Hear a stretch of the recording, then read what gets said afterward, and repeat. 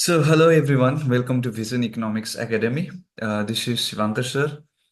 This is my humble effort to do this one-shot revision for chapter number 1, class 10 CBSE Economics. Um, Even though this is a one-shot revision, I haven't missed important points over here. So, without further delay, I'll just start. So, the chapter starts with development goals of different people, right? Uh, so different people have different development goals according to their situation, according to their needs. So landless labor has their aspirations or their goal would be for more days of work and better wages, local school that would provide a quality education. Prosperous farmers from Punjab would want high family income, higher support prices for their crops, cheap laborers, hardworking laborers, etc. Okay. The farmers who depend only on rain for a growing crop, their first development goals or aspirations would be building of the dam. Okay, and dams to be built. Then a rural woman from a land owning family, she would want her children to have a good education. She would want high rent from her land. An unemployed urban youth would want a job according which matches to his education level, right? A boy from rich family would want to start his own entrepreneurial journey, would also like to go abroad and study, right? So in the same way, a girl from a rich urban family, she would want as much freedom as her brothers enjoy, and she would also like to pursue her studies abroad. And Adivasi from Narmada Valley would love to, conserve their livelihood, conserve their habitat, conserve their place. Okay, so not losing their place to the development. So that would be the development goal or the aspiration of different people. So now, when we are seeing individually, we are seeing that different people have different development goals, right? So that is one thing to notice. According to their situation, according to their life situation scenarios, they have different goals. So different person can have different development goals, right? And what may be development for one may not be development for other. It may be destructive for others. Like for example, if I talk about a tribal living near the river, right? If the government decides to build a dam, it would provide electric supply. It would also provide irrigation and water for the farmers. But for the tribals who are living near the river, they can lose their livelihood. They can lose their place, right? So a development for the farmers, development for the people in the cities, for the and the industries for continuous supply of electricity would be proven as destructive, would be a destructive for some, right? So it's not just that the different persons have different development goals, right? It's not just different development goals, but it is also somebody's development is somebody's destruction, right? So that is what we have discussed. Then income and other goals. So uh, if we go to this table again, we can see that there's one common thing. So the people desire are what people desire are regular work, better wages, decent price for their uh, crops, right? And products they produce. In other words, they want, in a simple way, more income. So by seeking more income one way or the other, people also think, people seek also things like equal treatment, freedom, security, respect of others. They resent discrimination. So yes, income being the one of the most important factor, but income is not all in all. Income is not all in all. Okay, we apart from that, we also need a dignified life, equal treatment in the society, freedom, security. We want to live a peaceful life. We want to live a dignified and respectful life. We don't want any kind of discrimination. So, income itself, money itself is not everything. The key point here is money itself is not everything, though very important, but not overall, right? So, money is not the only one factor that our life depends on. So we have many other factors. So apart from income, we have many other goals as well, which is also important. And then I will leave you all with this question, and you can answer it in the comment section. I would be happy if more and more answers do come here. The development goals that people have are not only about their income, but also about other important things in life. Explain. And different persons can have different development goals, sometimes contradictory as well. So elaborate. So these are the two questions. I leave it for the house. Then, so we have talked about the individual development till now. Now we talk about national development. So as individuals, we have different development goals, right? And just imagine a nation is a big, big entity that we're talking about. So when we're talking about a nation, uh, there are different individuals. There are hundreds and millions of individuals. So it's very important to keep in mind the different persons could have different as well as conflicting notions of country's development. So um, if individuals have different goals and aspirations, then in a country, development for one may be destruction for others. So it might be a conflict of thoughts and notions, right? So so it is very important. So before development of the nation, it's very important to keep in mind, that people have different aspirations, people have different wants and needs. So keeping that in mind, only the national development takes place. So the thought that goes behind national development. So what are the thoughts that goes behind? So it's not easy to make decisions, right? However, we cannot consider all ideas to be equally important, right? So we have to think, you know, can all the ideas be equally important? Are there conflicts in whatever decision they're gonna make for the national development? Will there be conflict regarding that? Would be a fair and just path for all?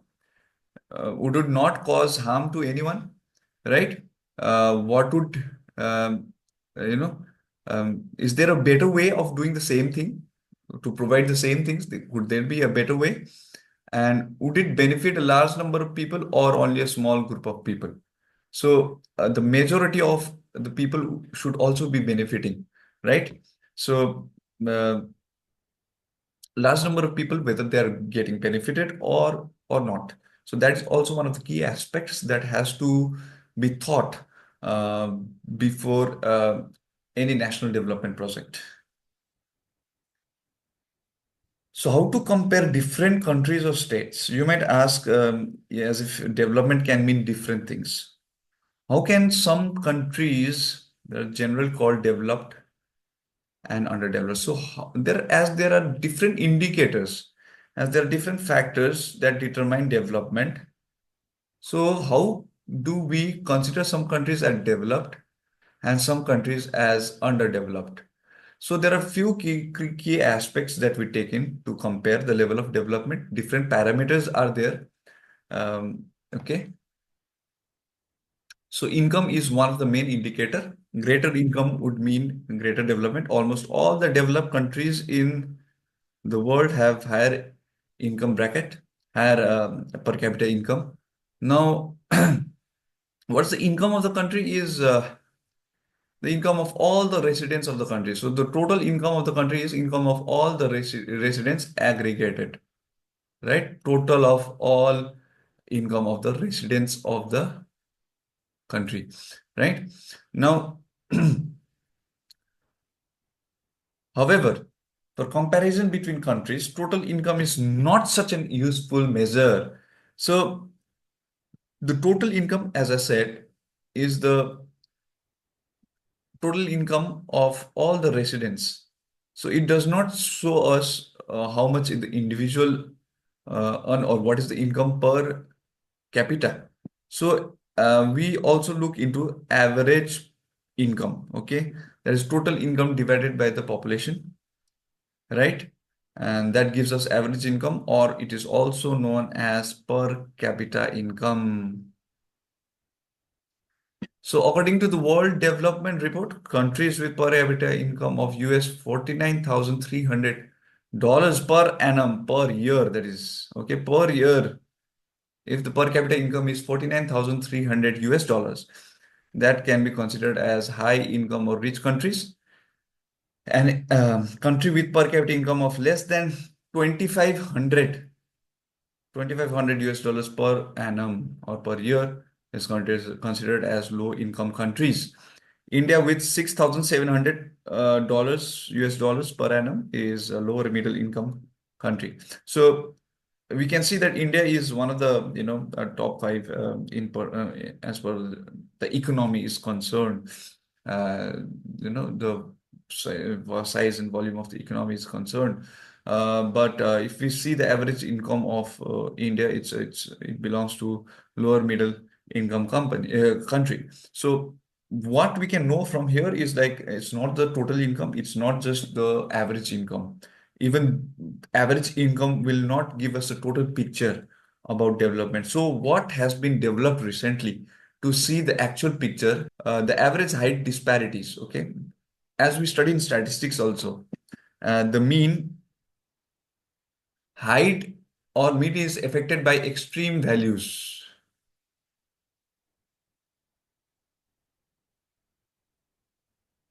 The average is always affected by the extreme values. That means, let's say there's a country A and there's a country B. Okay. Now, if we quickly calculate, now see how averages hides the extreme values or the disparities. Now, if we consider country A, if we consider country A, the total income will be 50,000 and average income will be 10,000, right? 50,000 divided by 5. And country B also would get 10,000 as average income. So any layman would say that both these countries are equally developed. But if you are given a choice, which country would you live in?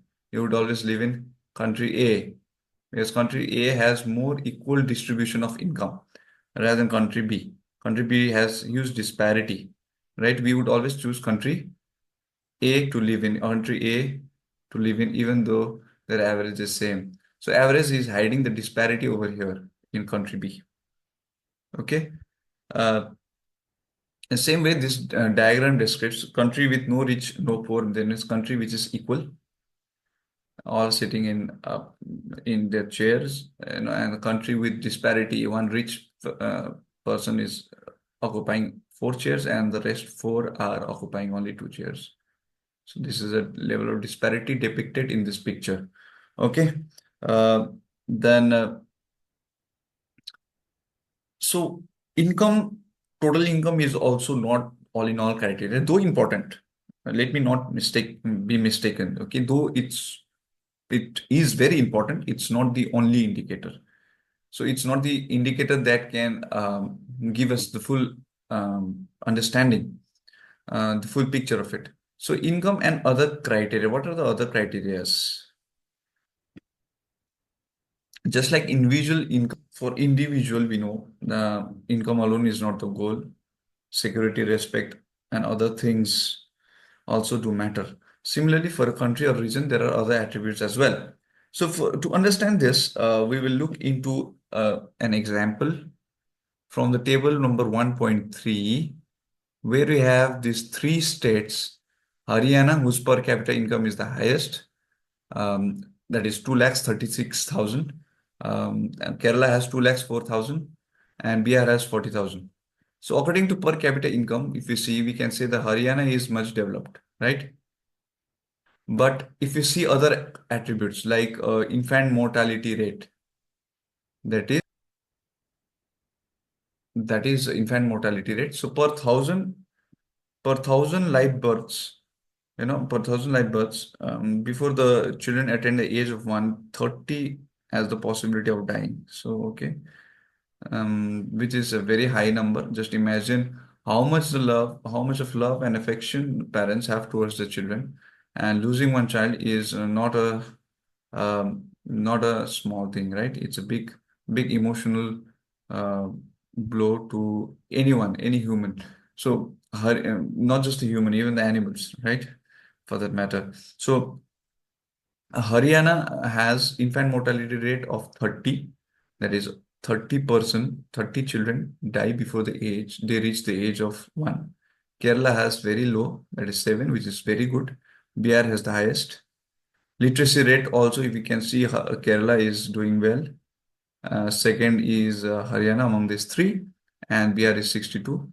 And net attendance ratio, that is per 100 persons, how many of them attained secondary schools? That is the age of 14 and 15, right? In this also, Kerala is the highest. They have net attendance ratio of highest, 83. Then there is Haryana. Then there is Bihar. So from per capita income, if we see, we could say that Haryana would be most developed. But if you see the other attributes, we can see that Kerala is more developed than the other two state. So, so the average person in Haryana has more income, but but lacks facilities like Kerala. So public facilities are very important. Money alone cannot, buy all the necessary things, right? So money is itself is not sufficient. So there is limitations of money. Uh, Community also needs to play a huge role. Uh, so individual wealth, suppose during the time of Corona itself, if people were not responsible enough, people would have not stayed at their home, then it would have been very difficult for the administration to control the pandemic like Corona. So community also plays a huge role. Okay, individual wealth cannot protect you from all the issues like infectious disease. See, the whole community does not take preventive measures. So that's the example that I just gave. Collective goods and services. So it's more efficient and beneficial to provide essential service collectively. And like in our country, the government gives basic security, defense, right? There is a provision of education, right? Um, so collective goods and services, which is very important, okay, to work collectively towards a goal. Interdependence in education. So access to education is often dependent on the collective effort of the community or the government. Suppose if you consider only one person in a village who wants to go to school, then the community, then the government may not, or the any organization may not open the school in that place, right? If only one person has an interest to study in school, so as a whole community or everyone should interested in getting education. So for education also there is interdependence with the community, right? And there are challenges in education, particularly rural, underdeveloped regions. Children have to travel a lot. They are not provided with good facilities. There is inadequate public facilities. There is inadequate health facilities in the rural area. So that needs to be changed. And of course, that's one of the health is health and education is one of the key attributes towards development. So income is an inadequate measure. We have been talking about this for long.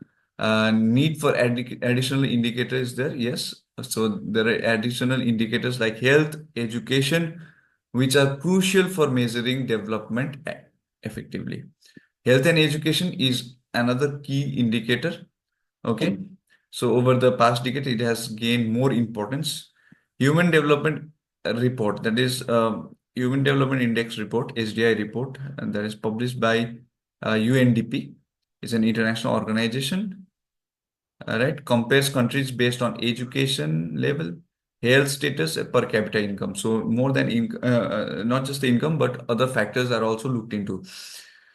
Okay, then if we consider the HDI report, India stands 132 at present. I guess it's 134.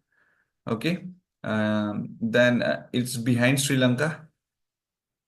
It's behind Bangladesh, right? Out of 180 odd countries, I think India ranks 132. So there are a lot of indicators like national income, gross national income, per capita income, life expectancy at birth, mean years of schooling, that is average years of schooling, and Sri Lanka people on an average study at least spend 10.8 years in schooling, in India 6.7, and in Bangladesh 7.4, right? And so on and so forth. And the life expectancy is the highest in Sri Lanka, Bangladesh. That means better health facilities, better public facilities. The other thing is that India has a huge population, and India is a huge country to be compared to others, right? So it's equally difficult. However, our rank is 132 in HDI index, and there are different indicators, not just the income. There is a per capita income, life expectancy at birth, mean years of schooling, right? Then the last part is the sustainability of development. Though we are talking about development for so long, development for every country is desirable, but the development should be sustainable. That means what sustainable development is? Sustainable development is to develop in such a way that the environment is not harmed, and you know there is no harm to the future generation, because even they have to make use of the resources. So we have to use it efficiently and effectively, and in a manner that it remains for our future generation also. And one example of resources getting depleted is groundwater in India. Around 300 districts have experienced decline in water levels by over 4 meters. It's more than 12 feet in last 20 years. So nearly one third of the country is overexploiting the groundwater, especially in those areas in which agriculture is practiced. Regions like Punjab, Western Uttar Pradesh, Rocky Plateau areas of central and southern India, coastal regions, and rapidly growing urban settlements is also one of the factor that contributes towards the depletion of the resource. Right. One another example is the crude oil through which we make petroleum. Right. So reserves in Middle East, there is 808,000 million barrels, which would last only about 70 years. United States have the reserves, crude oil reserves, which would last only 10 years, and the world, on an average, has resource of crude oil that would only suffice for 50 more years. So, with this in mind, we certainly know that why different countries, the world, are talking about sustainable development, which is very important at this juncture.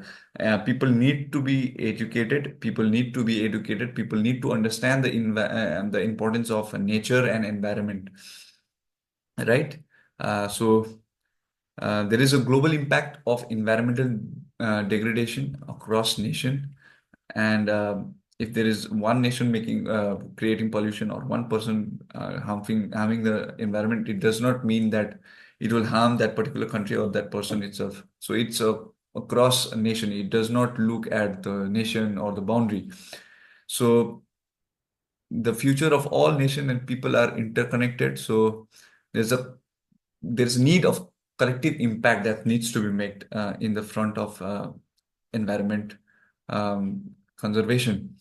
And so sustainability of development is relatively a new field. So it is attracting scientists, economists, philosophers, right? And many other people around the world, right? Um, because it's one of the most talked after topic. as we can see the depletion of numerous resources. So there's ongoing debate on development, and so debate on the development will continue because the different individuals, different nations will continue to seek development, but it should be done in a very harmonized way. It should be done in a very organic way. And yes, the debate of development will continue, but we can each contribute, in our own way, in a very small way, also by not throwing or littering things outside, not throwing plastics outside, right? So not using vehicles,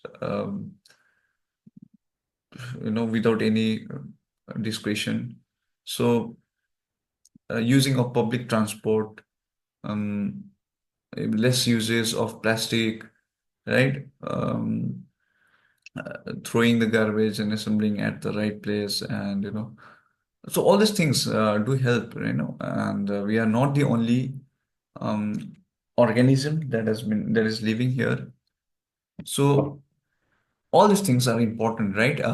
So development that is organic, development that is sustainable, and development in a harmonic way. Of course, the debate of development will go on, because every individual, every nation will continue to develop, would want to develop. So, but the only thing is that the development should not be at the cause of our future generation, should be a sustainable one. And we can each play a part in this by growing trees, by not throwing plastics outside, by keeping our areas clean, by not throwing wrappers in the river, right? By disposing garbages properly. So all these things do contribute a lot, using public transport. So all these things, and hopefully the world will be able to achieve its target, and will be able to continue um, the development in a very sustainable manner, and hopefully we can keep and the world a very nice place, right? And yes, the benefits, the things that we have enjoyed, let our future generation also enjoy it, right? So this is what the chapter one development is all about. So this was my humble effort to do this one shot revision, which will help you before the exam, just to revise. But being a one shot revision, I haven't missed important points, and I haven't missed many points, okay, to be precise. So thank you, and we'll see you in the next video when I'll be presenting the one shot revision about the chapter sectors of Indian economy. Thank you. Have a good day.